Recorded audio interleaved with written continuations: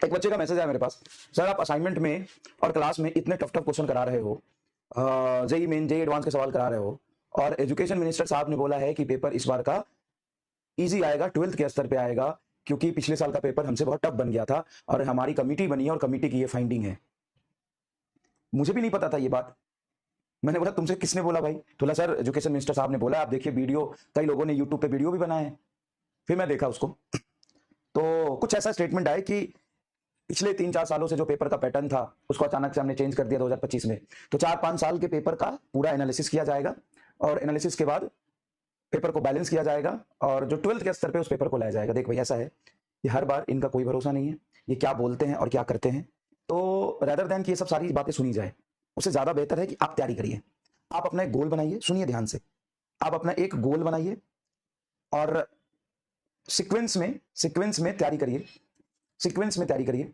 Basic से पढ़िए, basic चीजों को समझिए, कंसेप्ट को समझिए, फॉर्मूला करिए और नीट 2022-23-24 का जैसा पेपर आया था वैसा भी तैयारी करिए और 2016 और 2025 जैसे अनएक्सपेक्टेड पेपर के हिसाब से भी अपने आप को ढालिए।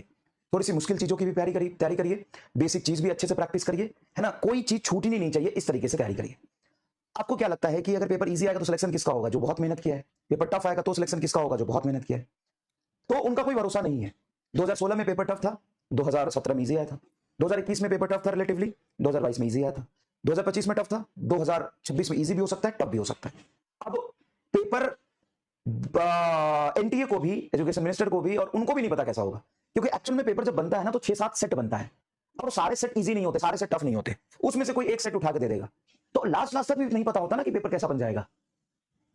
तो आपको हर तरह के पेपर के लिए तैयार रहना है, हर तरह के क्वेश्चंस करने हैं और बैलेंस तैयारी करनी है। आपको बहुत बैलेंस तैयारी करनी होगी, फिजिक्स है, केमिस्ट्री है, बॉटनी है, जूलॉजी है।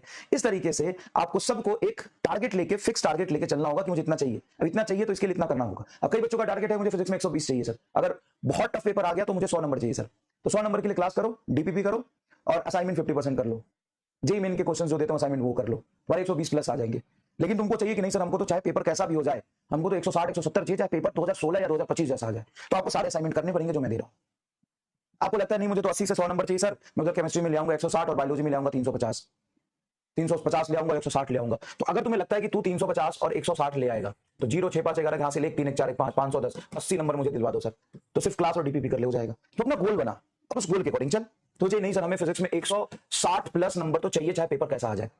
पेपर इजी आ जाए तो हमको 180 चाहिए, पेपर इजी आ जाए तो हमको 180 चाहिए, और पेपर कितना भी टफ आ जाए 160 प्लस चाहिए, तो असाइनमेंट करना पड़ेगा, बात खत्म। Know if and but.